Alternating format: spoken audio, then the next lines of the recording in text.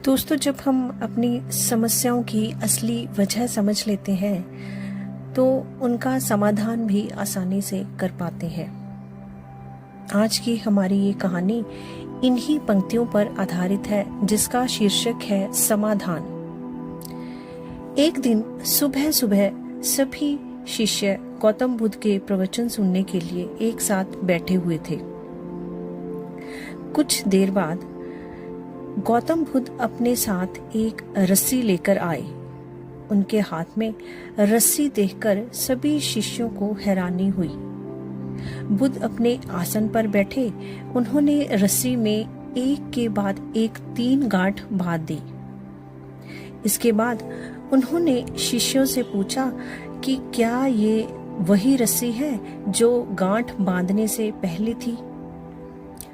इस प्रश्न के जवाब में एक शिष्य ने कहा कि तथागत, इसका उत्तर थोड़ा मुश्किल है।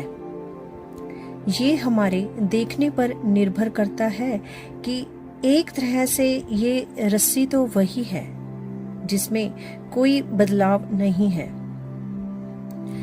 एक अन्य शिष्य ने कहा कि अब इसमें 3 गांठ लगी हुई है जो पहले रस्सी में नहीं थी। इसे हम बदला हुआ भी कह सकते हैं। कुछ शिष्यों ने कहा कि वास्तव में रस्सी मूल रूप से तो वही है, लेकिन बदली हुई दिख रही है, लेकिन इसका मूल स्वरूप बदला नहीं है। शिष्यों की यह बात सुनकर गौतम बुद्ध ने कहा कि आप सभी सही बोल रहे हैं।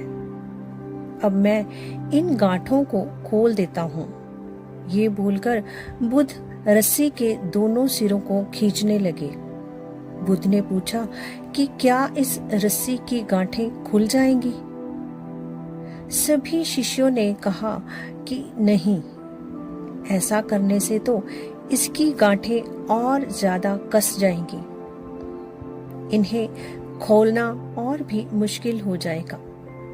बुद्ध ने कहा कि ठीक है, अब एक अंतिम प्रश्न।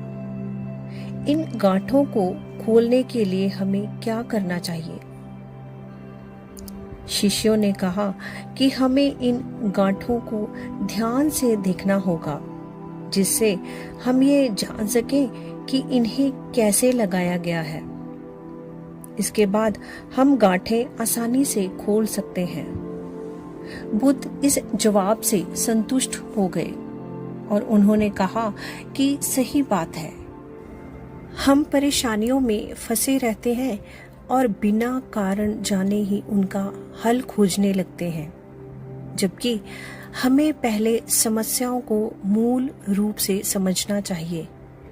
जब समस्याओं की वजह समझ आ जाए तो उन्हें सुलझाना आसान हो जाता है।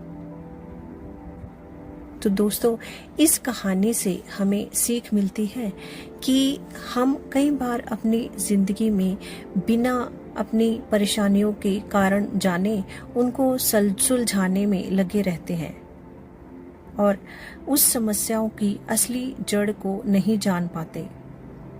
इसलिए हम उसमें और भी उलझते चले जाते हैं और परेशानियों में फंस जाते हैं। तो सबसे पहले हमें अपनी परेशानियों की असली जड़ को, असली वजह को पता करना चाहिए, ताकि हम उसकी समस्या का समाधान कर सकें।